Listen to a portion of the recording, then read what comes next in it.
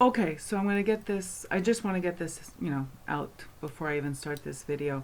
I'm in a very strange headspace. I'm quite preoccupied with a long list of things I should be doing, instead of sitting here and recording a video. So this may be a little bit of a ramble, but um, I just thought I needed a break from work and studying and all that stuff to, utilize that other aspect of me and create.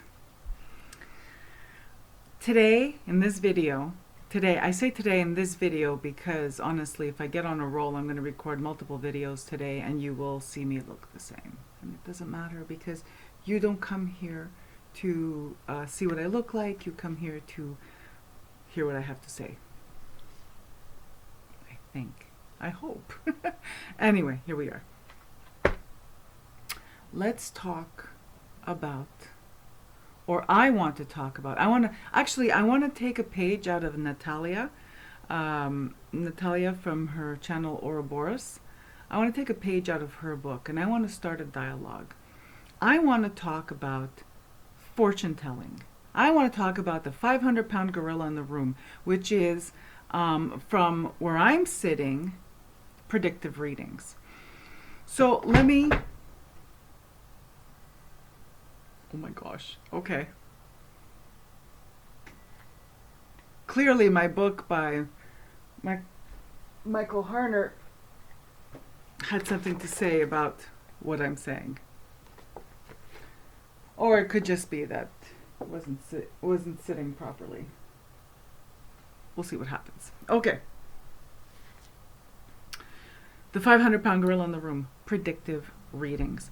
So let me give you a little history lesson about who I am when it comes to this subject. I come from a completely different time and place.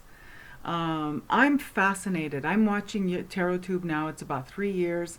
And a lot of the people I watch just got really into tarot in the last 3 to 5 years. Some people even, even more recently. They may have been into tarot when they were younger and now they return to it. Whereas I've always been into tarot and I come again from a different place and time and culture when it comes to cartomancy. And I'm going to call it cartomancy because you know what? I don't just read tarot cards. I read whatever. You put cards in my hands, recipe cards, anything cards, I'll divine the future from them. And that's what I want to talk about. I find it took me a while to understand. And this is like not judgment. This is me explaining to you my process, right? It took me a while. It took me more than months. I think it took me years to understand why or what people meant when they said, "Oh, I don't read tarot predictively."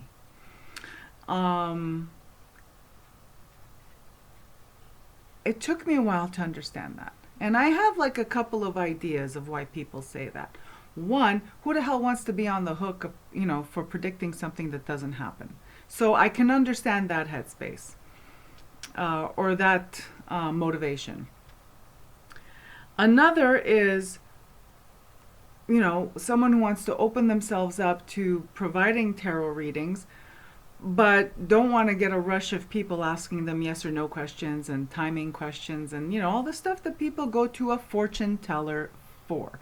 And I'm going to use the word fortune teller because, to be brutally honest, to me, I love that word. The word fortune teller, to me, brings back memories of being a very young child. Fortune teller was someone who was revered. People who believed in fortune tellers revered them. People who reviled them, the word fortune teller was as powerful as witch. Think about that. Because people who reviled them, it's not that they didn't believe. It's that they did believe and they were afraid. So I love the word fortune teller. And yet now it's relegated, it's demeaned, it's used as a demeaning term for someone who reads cards. Everybody markets themselves as a spiritual counselor. Well, people that shouldn't be marketing themselves as a spiritual counselor do. I've seen it. I can market myself as a spiritual counselor. I do have a degree in metaphysics, and which has a spiritual counseling component. So I can market myself as a spiritual counselor. There are other people that I watch on YouTube who can market themselves as spiritual counselors, either because of their profession, they are therapists, or they are counselors, they've taken a course. You know what I mean? So, but I'm talking about, like, you walk down the street in a major urban area where they can have storefront psychics. It says spiritual counseling, and I say, no, hell no, don't walk into there for spiritual counseling. Walk in there for reading by a fortune teller. And I just realized I may be talking a little quick, whatever. I've had a lot of espresso today, and I drink espresso in a big mug.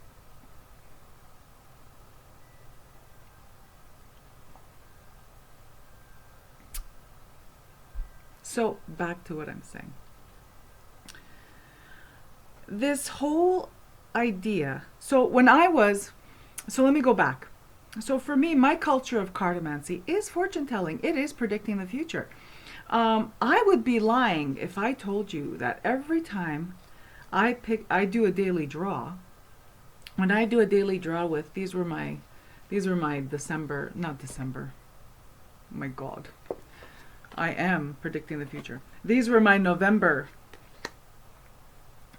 daily draw. This was my November daily draw deck.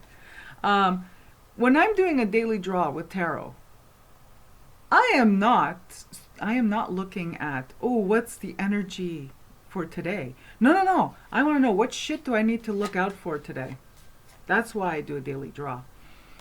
I'm not looking at the energy that's going to permeate my day. When I draw the tarot card, my daily draw, I want to know if there's an obstacle. I don't want to be blindsided. And if I'm going to be blindsided, it's got to be that when I'm blindsided, I go, oh, that's what that card meant. That's why I do daily draws. When I draw an oracle card, or a card that's not tarot, for a daily card, all right? And these have been what I've been using in November, and I freaking love these. These are Jamie Sam's Sacred Path cards. And these are the Wildwood Tarot.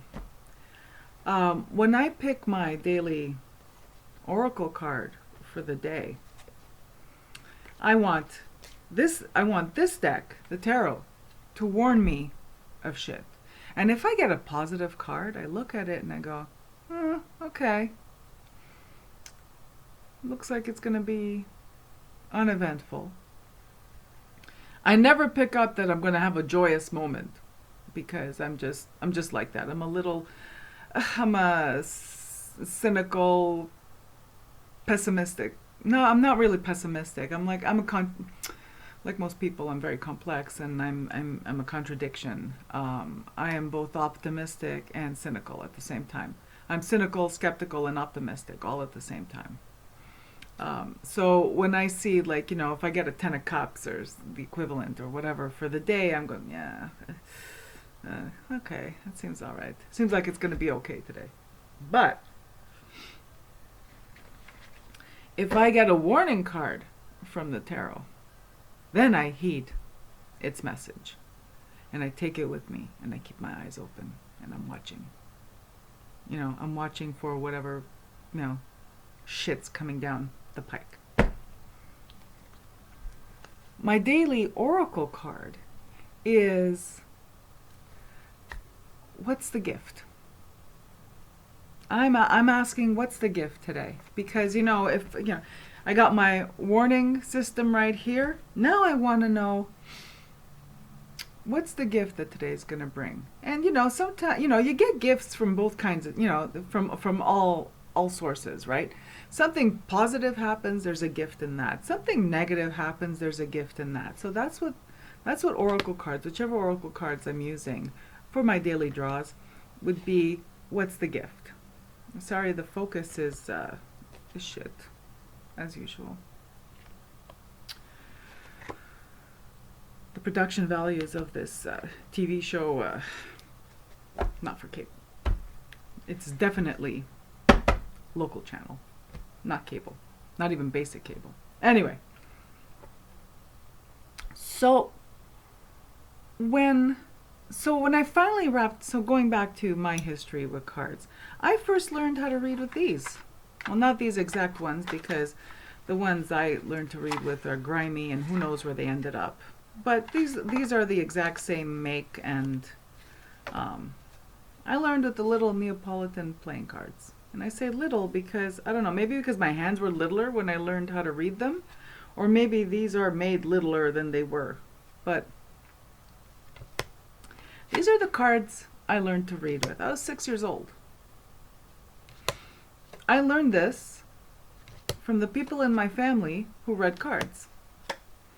And I learned this, and the reason they would pull out the cards to read them, which incidentally were the same cards they used to play card games, okay, there wasn't a dedicated deck of cards, because the cards, everybody touched them,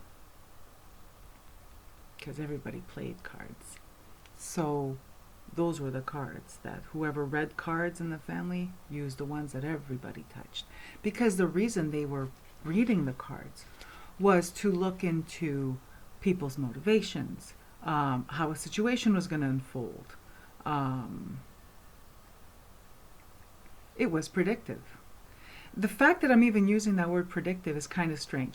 You know what it reminds me of? When I say predictive readings, it sounds to me the same, it rings to me exactly the same as an unmodified tarot deck. Because now, those of us who modify tarot decks, it's as the default is modified. So to describe a deck that is intact, we say unmodified. And we clarify it. Oh, this is unmodified. And that's what the phrase predictive readings, how it rings in my head when I hear it. So this is where I came from. From here, I learned to read. Look at this bag. I've had this bag forever. It's adorable. Anyway, from that, I learned to read these. And why was I reading these? Well, first of all, I'm a teenager when I'm reading these. Well, I was a preteen. I think I was 10 when I started reading these. Anyway, what are we reading in these? We want to know, does he like me? Is he going to call me? Okay, maybe not at 10 years old, but you know what I'm saying. These are fortune-telling tools. What kind of readings have I gotten from these? I have not used these as much in the last 19 years, almost 19 years. Because the last time I pulled these cards out, a friend of mine gave me a reading with them. And a dear friend, like a childhood friend, who also grew up reading cards like me. And these cards predicted, one, that I was going to leave my city where I grew up. So I was going to leave my hometown for a job, which I had not even applied for, or not even thought of applying for yet. That I hadn't even made that plan yet. These cards predicted my father was going to fall gravely ill and die. And it also predicted, that it was going to be swift. It was going to be a couple of years from becoming ill to death. How did it predict it? King of clubs, which represented my dad, Ace of spades pointing downward, and every other spade in the freaking deck right after it. This is predictive. I've never ever pulled out these cards to do a reading and talk about someone's spiritual development. which takes me now to tarot. I've been reading tarot since 1986. Yes, since 1986. I started reading tarot in 1986. I was reading, the term is, the common term we use is professionally, but I was reading for other people, not just for myself, within that year. And I have been reading for people ever since. And I read, when someone asks me for a reading, whether they buy one through my website or they come to see me in person, this is the deck I use. Now, prior to this one, I used the plaid back, Rider-Waite. Prior to that, excuse me, that was a lot of coffee. Prior to that one, no, not prior to that. After my plaid back, it was a Morgan Greer. But if someone comes to me for a reading, no one has ever said to me, Grace, I'd like to come and see you because I need a reading, because I need some personal development. Never. No one has ever come to me for a reading because they're seeking personal development. People come to me for a reading because they want, I need to know where I'm going in my life. I need to know what's happening in my life. I need some clarity. I need to know where I'm going. I have some decisions I need to make. I need to know what my options are. This is why people come to see me for a reading. So when someone says, I don't do predictive readings, or I don't give predictive readings, I don't understand how you don't. And I really would love, you know what I mean? This is not judgy. This is, okay, maybe it's a little judgy because I'm trying to understand and I'm trying to be real here. So, okay, it's a little judgy. How on earth do you take a deck of cards, spread them out in front of someone, and not end up predicting something? I'd like to know, because I'd like to try it out. I'd like to flex that muscle. I'd like to find that muscle and work it, because I think that would be a fantastic thing to add to my arsenal. Because I gotta tell you, I just don't know. Someone comes to me for a reading, or, like I said, people don't ever contact me and say, like, they'll contact me for spiritual counseling, but they're not asking for a card reading. They're asking for spiritual counseling. People will contact me for magical consultation. They're not asking me for a card reading. They're asking me for a magical consultation, to which I may consult the cards. Just like for spiritual counseling, I may consult the cards with them, in terms of, guiding a certain, opening them, to open the mind and all this stuff. For magic, to open up different avenues, to attempt to bend energy and, manipulate energy and all that stuff. But a tarot reading, as far as I'm concerned, is always about what the hell is going on, what's going to happen with this, what happens if I choose this job over this job. Just like there's another term that I found puzzling until I did a little thinking about it and watched multiple videos, and I understood, was the third party reading, I think is what people call it. What someone else who's not present is thinking. Oh my God, that is the pillar of cartomancy. That's why people go to have their cards read. They want to know what someone else is thinking. Because if they knew what that other person was thinking, they wouldn't need a fortune teller. So, for instance, I don't have any issue at all with someone comes to me for a reading and wants to know If they're having relationship problems, well, what's going on in their partner's mind? And I have no problem reading that in the cards if it's there. And then giving them something they can use in terms of how to open dialogue or how to open communication with the person that they're in a relationship with. And I have to tell you, these are really freaking helpful because often, for the most part, all of us, we're in a relationship, we're in our own heads. We're on our own minds and our own hearts. It's impossible to know the mind and heart of another. And you can't know the heart and mind of another with cards. But you certainly can get a clue. And that's what these are really good for.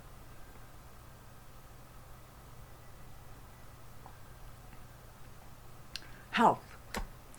The only thing I find with tarot is that when it comes to health questions, it skips over all the challenges. In all the times I've read for someone regarding their health status, tarot skips straight to you're either going to be okay or you're not going to be okay. But what I find challenging with tarot for reading for health for people is always when it says, when they, when the reading describes that the person is going to be okay, they're going to get through this health scare, it jumps straight to you're going to make it through. It doesn't delve into the nitty-gritty of the day-to-day of going through that ordeal of the health scare. And in that case, I think that, maybe playing cards would be better for a health reading. But I don't have an aversion to playing cards. I just have not come back to them since the reading of my dad. Because, well, it wasn't just my dad. There were multiple deaths within a year, and they were all in the cards. So I'm not prepared yet for that blatant kind of reading. Which, incidentally, you will never see a Lenormand, a Mademoiselle Lenormand deck or a Mademoiselle Lenormand inspired deck on my channel because I have a tremendous aversion to Mademoiselle Lenormand cards. Any kind of Lenormand or even Sibylla, I have a huge aversion. I don't know if it's because I'm the kind of person I like to pick apart a puzzle. I love tarot because it's a puzzle, right? Tarot always tells you everything, but it's up to you to decipher it. And I find that it allows both the reader and the recipient time to digest the information, especially when it's heavy information. Whereas Lenormand is like, holy shit. It's like, you put down a grand tableau and there it is. It just vomits every human trait. Like it vomits, it's like a vomitous mass of the human experience, especially, I don't want to use the word negative, but you know what I mean? Like it's, it's just vomits shit like your neighbor's gonna betray you, your coworker's working against you. It's like, it just bombards. And I don't know if it's because of my experience reading. I don't know if it's because I started with Cartomancy with these kind of cards that when I for me Lenormand is just too loud, too much, and it's too much information all at once, and it's too loud, and it could be frightening. So that's why that's my aversion to Lenormand.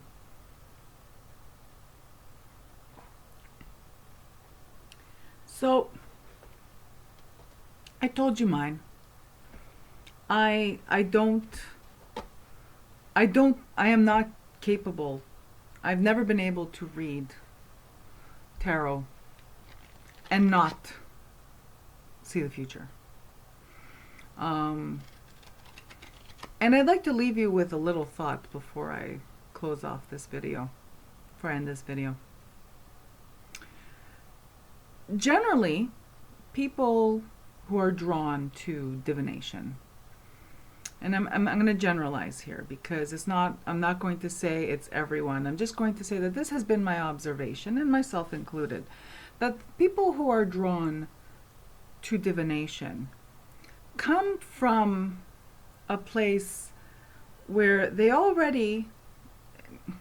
come from a place where they experience some kind of anxiety.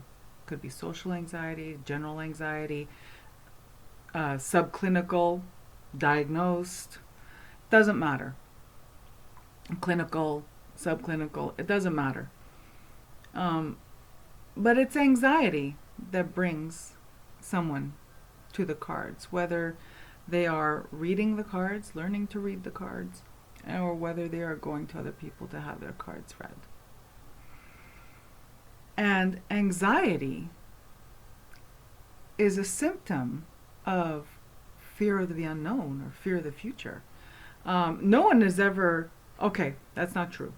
You can have anxiety about the past.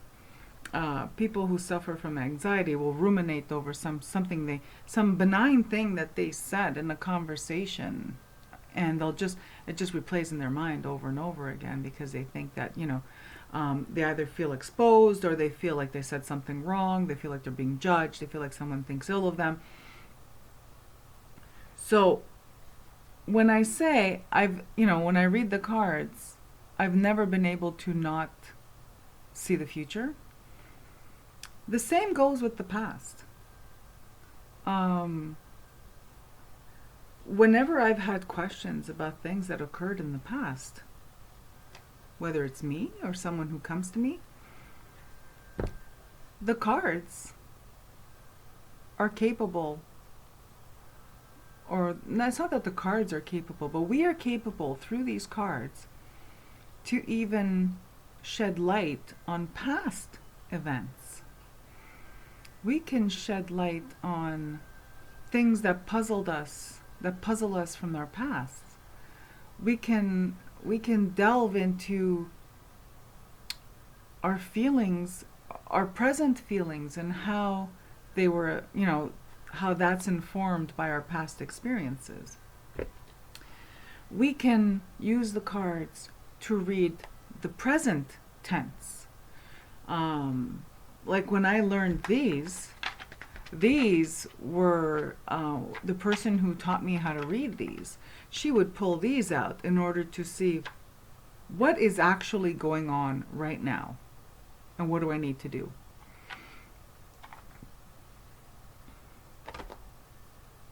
So, and we can use tarot to delve into past lives.